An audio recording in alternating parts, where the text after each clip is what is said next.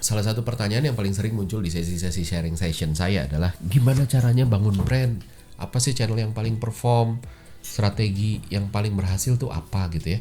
Pertanyaan ini menempatkan marketing seolah-olah jadi ilmu pasti gitu ya, yang kalau rumusnya diturunin maka selesai semuanya, udah deh kalau diturutin ini deh gitu ya.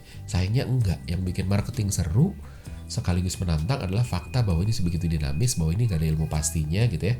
Beda produk beda treatment, beda kategori beda lagi gitu kan, beda target market beda lagi, beda fase beda juga. Dan ini juga yang bikin orang marketing layak dapat gaji gede karena banyak ketidakpastiannya gitu, tapi tetap harus memperbesar success rate. Jadi dibutuhin orang-orang yang emang jago, yang emang punya pengalaman, yang emang tahu harus gimana gitu ya.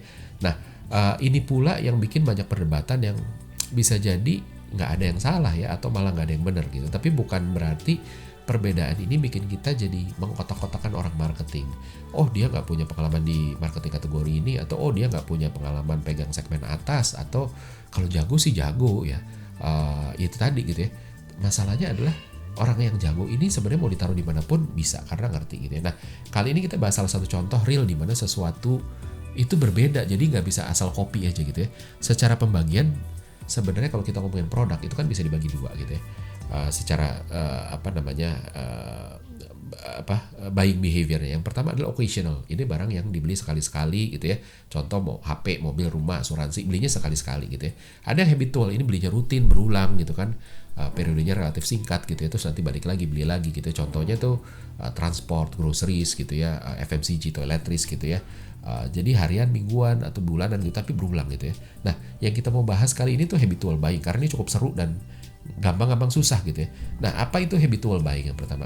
Pertama adalah habitual buying itu barang-barang yang dibeli berulang dalam periode yang singkat gitu ya. Balik lagi ya tadi misalnya beli belanja bulanan itu kan namanya udah bulanan, atau belanja mingguan namanya udah mingguan, artinya habitual gitu ya. Atau naik ojol itu kan harian, setiap hari kita ke kantor kemana itu habitual gitu. Nah, beda sama rumah. Rumah itu ya siapa sih yang beli rumah kayak tiap bulan saya sih beli rumah gitu ya, atau beli gadget, sorry ya saya beli gadget mah sekali pakai gitu, jadi baterainya habis saya buang, saya beli lagi, kan nggak gitu juga gitu ya. Jadi itu hal-hal yang beda. Nah konsekuensi dari berulang adalah otak punya kebutuhan untuk dibikin kebiasaan aja. Kenapa? Karena program otak itu seek pleasure, avoid pain, conserve energy, butuh menghemat gitu ya. Kalau setiap pembelian harus mikir banding-bandingin gitu, bayangin belanja bulanan tiap belanja bandingin lagi satu persatu produknya gitu ya. Kalau sekali belanja bulanan anggap aja ada 20-30 barang gitu ya. Kalau masing-masing ada 3 opsi, berarti kita harus milih 60-90 barang gitu ya. Nah, kalau satu brand aja kita spend 3 menit gitu, artinya bisa habis 3-4,5 jam untuk sekali belanja bulanan. Bayangin bisa bubar supermarket penuh ngelihat orang semua ngeliatin bagusan mana ya. Nah itu dia, itu nggak bisa begitu. Nah so habitual buying itu programnya beda, dan maka dari itu orang mulai milih untuk nge-bypass proses satu persatu dan ya udah deh pilih yang cepat aja deh gitu ya, tanpa dengan mekanisme yang membuat mereka nggak jadi berisiko, kurang lebih itu. Ketika kita beli habitual buying itu juga kan kita mau nge-bypass ya, terus habis itu pilihannya ada 2. Ada yang satu-satu diperhatiin which karena resikonya gede gitu ya, atau belum pernah. Ada yang udahlah pilih cepat aja bisa 2, bisa karena udah pernah pakai, yang kedua adalah saya belum pernah pakai sih tapi kayaknya bagus deh gitu ya. Nah yang kok kayaknya bagus tadi gitu, kok kayaknya bagus ya, bahkan ketika belum pernah, itu kan sebenarnya konsumen lagi menerapkan shortcut cara cepat untuk memperkecil resiko salah pilih gitu ya. Prosesnya sebenarnya nggak semudah checklist gitu, bukan kayak apakah packagingnya bagus, apakah warnanya terang tidak pudar, apakah fotonya kualitas, kan bukan kayak gitu. Jadi awalnya kita mikir gitu beberapa kriteria itu kan pasti ada beberapa kriteria, dan kriteria ini nggak dilakukan secara matematis di otak kita terus habis itu ada weight-nya, ada yang porsinya 50, 20, 30 dan sebagainya. Misalnya contoh ya ada 3 kriteria gitu ya. Awalnya kita mikir kriteria pertama itu 50%, kriteria kedua 30%, kriteria ketiga 20% gitu. Tapi ketika kriteria pertama bagus banget dan sampai nggak bisa dilawan sama siapapun gitu ya, mungkin kita bahkan akan ngegedein gitu. Atau sebaliknya gitu ya. Ketika kriteria pertama yang 50% itu nggak begitu bagus gitu ya, tapi kriteria yang lainnya atau kriteria pertamanya bagus gitu ya, nggak banget ya bagus, tapi kriteria kedua ketiganya tuh hancur banget gitu ya, kita pun nggak terus habis itu matematis, oh itu terbeli 50%. Enggak, jadi otak kita tidak berpikir secara matematis semudah itu gitu. Nah, tapi lepas dari itu, sebenarnya ada beberapa yang bisa diconsider gitu ya, dari hal-hal itu. Nah, termasuk kayak merek mana yang lebih aman gitu kan, familiarity-nya bermain gitu, asosiasi dengan sesuatu yang positif. Misalnya, oh nih, contohnya misalnya kayak ini buatan Amerika nih, Amerika harusnya bagus nih, lebih bagus dibanding yang ini nih, cuma buatan Vietnam misalnya gitu ya. Nah itu tadi, terus kemasannya, nih kemasannya kayaknya lebih bagus deh, walaupun selalu ada istilah don't judge book by its cover gitu ya, tapi ya nggak bisa, otak itu butuh sesuatu untuk menilai gitu. Dan kalau yang tersedia di situ untuk dinilai adalah cover, ya udah, packaging, ya udah, itu akan dinilai gitu kan, dan lain sebagainya. Harga juga, suka nggak suka itu akan dinilai. Barang bagus, masa iya harganya murah sih gitu ya. Tapi kalau beli barang mahal terus kita juga mikir juga gitu kan, ini mahal padahal nggak dikenal, aduh gimana ya. Jadi faktornya dinamis banget, dan itu yang bikin jadi ribet ya. Maka dari itu salah satu trik yang paling tua yang masih dipakai untuk ngatasin itu sampling, bikin orang nyoba gitu ya, eliminate perceived risk. Oh gitu ya gitu kan. Nah itu tadi. Nah terus habis itu harus consider juga level of involvement. Produk-produk yang high involvement sama low involvement beda. Kalau high involvement itu lebih butuh mikir, kalau low involvement itu ya udahlah shortcut aja deh, asal sisanya oke ya oke lah gitu ya.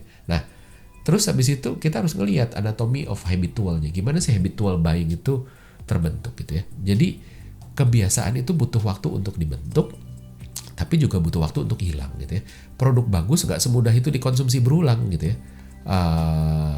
Karena bahkan ketika bagus, ntar dulu kalau belum masuk ke habit program kita ya nggak masuk. Kecuali experience satisfaction-nya bagus banget gitu ya. Makin bagus experience satisfaction-nya, makin gede dorongan untuk coba lagi, nyoba baru sekali gitu ya. Yang bikin kita mau balik lagi adalah ketika experience-nya itu wah luar biasa, wah gue happy banget pakai ini, gue besok mau beli lagi lah gitu ya. Tapi kalau ya oke sih, tapi ya cuma oke. Bikin kita balik lagi itu nggak semudah itu gitu. Jadi, dan masalah satisfaction itu juga ada masalah faktor kebiasaan juga. Kayak contoh ya, dulu saya punya Innova tuh saya pindah ke CR-V. Beda kelas, nggak bisa dibandingin Innova sama CR-V. CR-V jauh lebih, harganya lebih mahal, kelasnya SUV dibanding MPV itu beda gitu ya. Nggak sebanding, tapi ya jadi harusnya CR-V itu gampang banget untuk bisa enak. Tapi percaya nggak percaya, seminggu 2 minggu pertama saya nggak nemuin kayak CR-V lebih enak. Kayak ya enak tapi nggak super enak gitu loh. Kenapa? Karena ada kebiasaan, saya udah biasa dengan handlingnya Innova, begitu pindah ke CR-V nggak semudah itu gitu ya. Sama juga setelah itu dari CR-V saya pindah ke Mercy, jauh banget. CR-V cuma 500 juta gitu ya, Mercy 1 miliar gitu ya. Awal jadi nggak sebanding, tapi begitu awalnya nggak langsung terus lebih enak ya, enggak gitu loh. Lebih secara emosional lebih enak iya, tapi secara logis belum gitu, butuh waktu untuk sampai akhirnya itu. Jadi artinya satisfaction itu juga didorong oleh kebiasaan juga gitu loh. Dan maka dari itu brand rokok suka sampling, ngasih rokok gitu ya. Dan studinya bilang bahwa kalau orang belum 40 batang ngerokok satu merek, dia belum akan nemuin keenakannya gitu ya. Sama orang Windows Mac ke Windows gitu ya, nggak langsung nemuin, iOS ke Android ke iOS. Awalnya nggak enak dulu, lama-lama baru enak gitu ya. Nah kenapa enak juga butuh waktu gitu. Ketika kita coba sesuatu yang baru, otak tuh juga punya kebiasaan pakai yang lama gitu ya. Ada muscle memory di sana, dan otak juga suka conserve energy ya, menghemat gitu. Nah, nyobain hal baru bikin otak secara bawah sadar worry. Kok berubah ya? Gua harus ngebiasain dong, sama ada energi untuk mencerna sesuatu yang baru, pressure dari yang baru dialihin untuk fokus ke ke nyobain hal baru ini tadi, ngerubah ritual dan sebagainya, dan itu membuat fokus kita kepecah dan akhirnya pressure-nya nggak begitu kerasa. Jadi butuh waktu untuk ngerasain. Nah, balik dari autopilot ke pilot itu makan energi. Kalau udah kebiasaan, kita biasa pakai misalnya pakai Windows gitu ya, udah autopilot, udah nggak mikir, jadi kita bisa enaknya pakai Windows. Terus habis itu kita pindah ke Apple. Nah itu kan dari autopilot pindah ke pilot, kita harus pelan-pelan. Gimana sih caranya kayak gini. Nah energi kita kesalurin untuk berusaha mencara gimana cara pakainya, ketimbang menikmati experience-nya itu sendiri. Dan itu yang susah dan ada risiko, jangan-jangan nanti nggak enak, waduh ini kok susah banget, dan itu pain.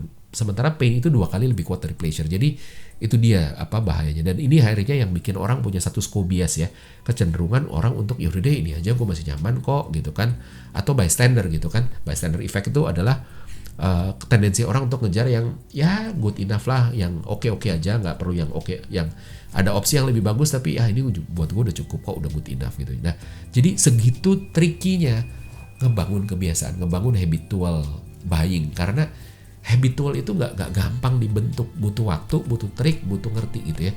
Dan ketika akhirnya kita pindah, adaptation machine-nya bermain, pain-nya pelan-pelan hilang sehingga kita mulai bisa ngerasain pleasure yang selama ini tertutup sama fokus kita berpindah itu tadi ke pilot gitu ya. Karena pilotnya mulai kan misalnya dari Windows ke Mac gitu ya. Begitu pindah kan tadinya autopilot pindah ke pilot lagi karena kita belum biasa. Terus energi kita untuk ngerasain enaknya Mac itu berkurang karena pilot ini nyerap energi gede banget. Ketika udah kita mulai terbiasa, pilotnya mulai pelan-pelan hilang, autopilotnya naik. Dan autopilot itu hemat energi, sehingga energi yang kita punya itu bisa tersalurkan untuk ngerasain, oh ini emang enak gitu ya. Gitu. Nah, apa yang nggak butuh waktu lama untuk pleasure-nya kerasa gitu. Ada nggak? Ada gitu ya. Nggak ada. Itu adalah hal-hal yang nggak ada autopilot yang dirubah, prosesnya sama.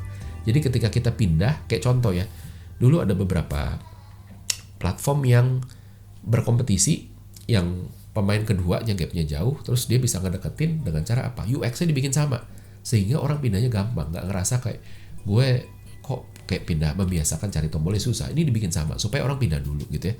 Nah, yang kedua adalah sesuatu yang sensorinya kuat gitu, karena ini yang bikin bedanya jadi tangible. Karena ketika kita ngerasain, contoh misalnya makanan, proses makannya kan masih sama, rasanya aja yang beda. Dan otak bisa fokus ke sensori, otak nggak perlu kayak cara makannya beda ya, terus habis itu kita fokus ke pilot lagi dan sebagainya, enggak gitu ya. Nah, dan sensori kuat banget, jadi pleasure itu jauh lebih terasa dan tangible ya. Walaupun makanan juga punya paradoks ya, bisa langsung suka, tapi kalau nggak langsung suka bukan berarti nggak suka gitu ya. Kayak contoh dulu pertama kali saya makan sushi, aduh susah banget tuh, perlu berapa bulan untuk kayak aduh begini ya rasanya ya, agak aneh dan lain sebagainya gitu. Jadi kadang-kadang juga butuh butuh waktu untuk beradaptasi itu tadi. Nah, artinya untuk bikin habit itu harus ketemu flow-nya dulu. Flow-nya gimana sih gitu. Brand boleh kasih insentif selama flow-nya belum terbentuk, kasih diskon, gratis ongkir, kayak narkoba, free trial dulu deh gitu ya. Untuk ngebiasain supaya dia mau pindah dari autopilot ke pilot gitu ya, karena ada insentif lain, ada pleasure yang nyata. Nah, begitu dia udah terbiasa, pilotnya turun gitu ya, insentif ini harus dicabut karena dia udah bisa nemuin pleasure dari sana. Dan kalau dia stay di sana, artinya memang experience-nya bagus sehingga dia bisa pindah. Tapi kalau enggak, artinya ada masalah dengan produk, dengan experience, sehingga dia setelah insentif dicabut terus habis itu nggak jalan. Nah, tapi ada yang nggak kebentuk-bentuk gitu ya, dan ini susahnya marketing gitu ya. Kita nungguin flow, bangun habit, bikin orang adapt dulu supaya pain of change-nya reda dulu gitu ya. Lalu insentifnya dicabut gitu kan, tapi kok hilang mereka aja gitu, katanya akan stay gitu. Akhirnya kita kasih insentif lagi, dia balik lagi. Suatu saat kita stop, hilang lagi gitu ya. Yang kayak gitu-gitu ada. Nah, gimana cara kenalinnya? Yang pertama adalah lihat data, berapa lama rata-rata kebiasaan orang terbentuk gitu ya. Walaupun tiap orang bisa beda-beda, tapi range-nya relatif mirip. Kita ambil aja itu. Nah, jadi ini sebagai benchmark atau target untuk nih, lo harus dalam periode segini lo terbentuk kebiasaannya. Dikasih doping untuk periode itu terbentuk. Begitu udah terbentuk, perlahan ditarik insentifnya gitu ya. Jangan drastis, kalau drastis ya dia balik lagi. Tapi kalau bertahap, dia lebih smooth lah gitu ya. Nah, selain itu desain insentif juga jangan terlalu besar sehingga bikin orang jadi salah fokus pleasure ketimbang pleasure experience produknya. Dia malah pleasure-nya ke diskon, dan ketika diskonnya hilang, pleasure-nya pun jadi hilang gitu ya. Jadi itu harus hati-hati. Nah, untuk konteks di mana kita punya kontrol untuk pakai carrot and stick, maka kita juga boleh melakukan itu, terutama di masa inkubasi ya, masa di mana mereka lagi habit forming gitu ya. Sama kayak pindah ke, semua orang Indonesia pindah bayar pakai e-tol, tadinya kan pakai cash, itu juga awalnya kan dipaksa carrot and stick ya. Kalau lo nggak pakai e-tol ya lo nggak bisa masuk tol gitu ya. Tapi coba sekarang kalau dibuka lagi, orang bisa bayar cash gitu ya, pasti masih banyak yang stay pakai e-tol, walaupun ada aja yang balik ke cash gitu ya, karena udah ngerasain enaknya. Jadi itu tadi. Nah, so intinya adalah habitual buying ini butuh waktu untuk dibentuk karena otak kita sebenarnya mendukung itu. Otak kita mendukung untuk punya kebiasaan, tapi permasalahannya adalah kalau dia udah punya kebiasaan yang existing, ngerubah ke kebiasaan baru butuh waktu, dan itu painful banget buat orang. Jadi punya produk baru yang bahkan lebih bagus selama dia belum terbentuk habitnya, dan dia menggantikan habit yang sebenarnya udah baik-baik aja, itu nggak mudah, dan proses ini yang harus dilakukan.